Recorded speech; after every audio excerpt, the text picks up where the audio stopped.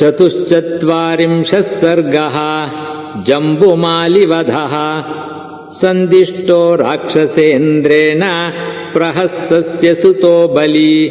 जम्बुमाली महादंष्ट्रो निर्जगाम धनुर्धरः। रक्तमाल्याम्बरधरः स्रग्वीरुचिरकुण्डलः। महान् विवृत्तनयनः चण्डः समरदुर्जयः। धनुश्चक्रधनुः प्रख्यम् महद्रुचिरसायकम्। विस्फारयाणो वेगेन वज्राशनिसमस्वनम्। तस्य विस्फारघोषेण धनुषो महता दिशः।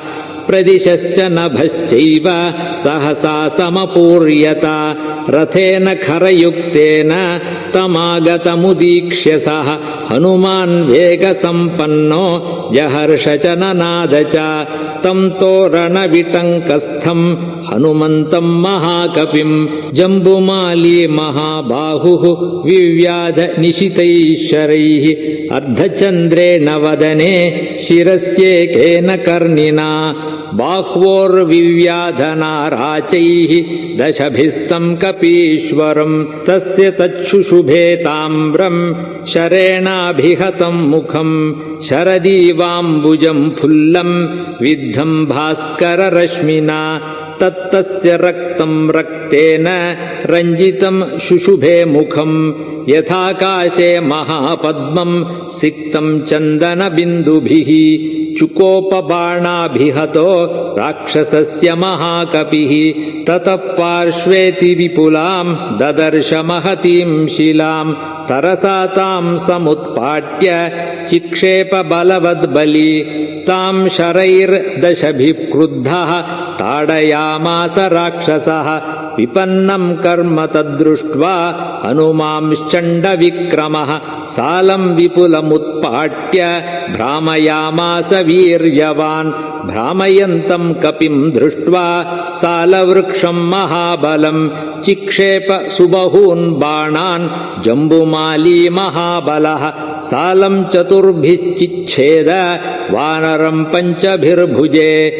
शिरस्येकेन बाणेन दशभिस्तु स्तनान्तरे। सशरैः पूरिततनुः क्रोधेन महतावृतः। तमेव परिघम् गृह्य भ्रामयामास वेगतः।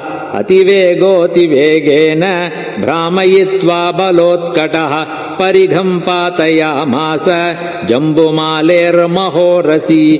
तस्य चैव शिरो नास्ति न बाहू न च जानुनी। न धनुर्न रथो नाश्वाः तत्रादृश्यन्तनेशवः। सहतस्तरसा तेन जम्बुमाली महाबलः।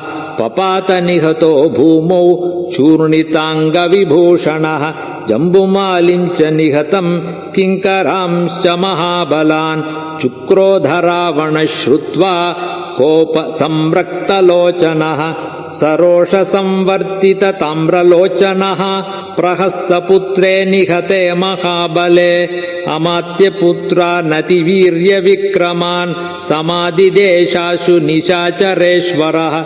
इत्यार्षे श्रीमद् रामायणे वाल्मीकीये आदिकाव्ये चतुर्विंशतिसहस्रिकायाम् संहितायाम् सुन्दरकाण्डे जम्बुमालिवधो नाम चतुश्चत्वारिंशः सर्गः।